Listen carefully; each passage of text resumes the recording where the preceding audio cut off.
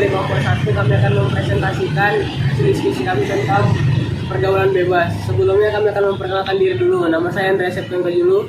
Nama saya Lisna Aryani. Nama saya Renaldia. Nama saya Latifah Hawani. Nama saya Zladi Dinanti. Nama saya Wanti Karolina. Nama saya Cika Dinari Islami. Nama saya Ramadhani Saputri. Nama saya Daniel Joldi Sten Segian.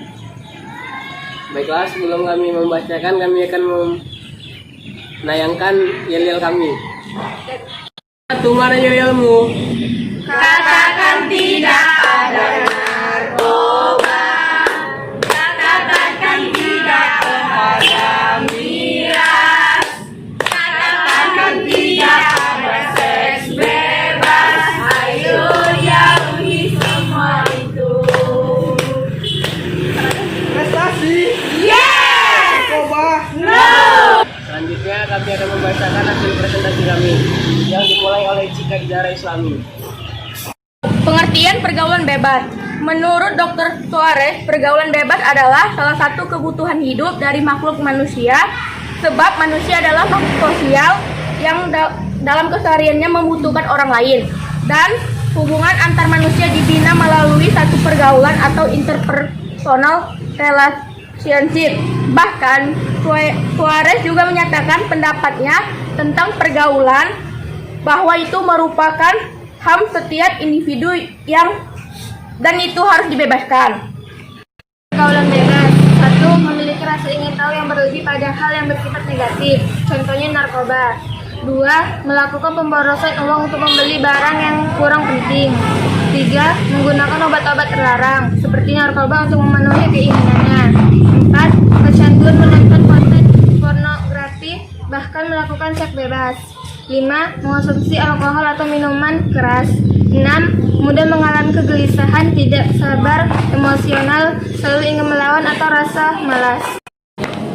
Jenis dari pergaulan bebas terbagi menjadi 6. Yang pertama, seks bebas. Yang kedua, narkoba atau obat-obat terlarang. Yang ketiga adalah kehidupan malam. Yang keempat adalah alkohol atau minuman keras. Yang kelima adalah tawuran. Dan yang keenam adalah merokok. Dari pergaulan bebas seperti taraf pendidikan keluarga yang rendah, 2. Keluarga yang tidak harmonis atau broken home, 3. Keadaan ekonomi keluarga, 4. Kekurangan perhatian dari orang tua, yang 5. Lingkungan yang kurang baik, terus yang ke-6 kurangnya kesadaran remaja, dan yang terakhir penyalahgunaan internet. Dampak-dampak pergaulan bebas. 1. Ketergantungan obat. 2. Ada seks bebas. 3. Kriminalitas meningkat. 4. Kesehatan menurun. 5. Menurunnya prestasi. 6. Hubungan keluarga yang renggang. Remaja adalah individu yang labil emosinya, rentan dan tidak terkontrol oleh pengendalian diri yang benar-benar.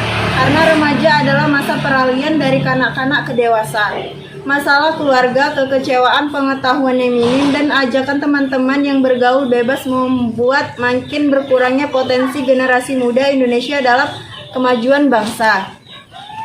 Para ahli pendidikan mendapatkan bahwa remaja adalah mereka yang berusia antara 16 tahun sampai dengan 24 tahun. Seorang remaja sudah tidak lagi dapat dikatakan sebagai kanak-kanak, namun masih belum cukup matang untuk dapat dikatakan dewasa. Mereka sedang mencari pola hidup yang paling sesuai baginya, dan imbuhan sering dilakukan melalui metode coba-coba. Walaupun melalui banyak kesalahan-kesalahan yang dilakukan sering menimbulkan kekhawatiran serta penasaran yang tidak menyenangkan bagi lingkungan dan orang tuanya. Kepribadian remaja dipengaruhi oleh beberapa faktor yang saling terkait, baik yang berasal dari dalam maupun berasal dari luar. Dengan demikian, tidak ada faktor tunggal yang secara otomatis menentukan kepribadian remaja. Beberapa masalah yang berkaitan dengan kepribadian remaja antara lain, contoh perilaku orang tua yang kurang sesuai, pengawasan terhadap anak yang kurang disiplin, yang diterapkan terhadap anak yang kurang, kemiskinan, dan kekerasan dalam keluarga.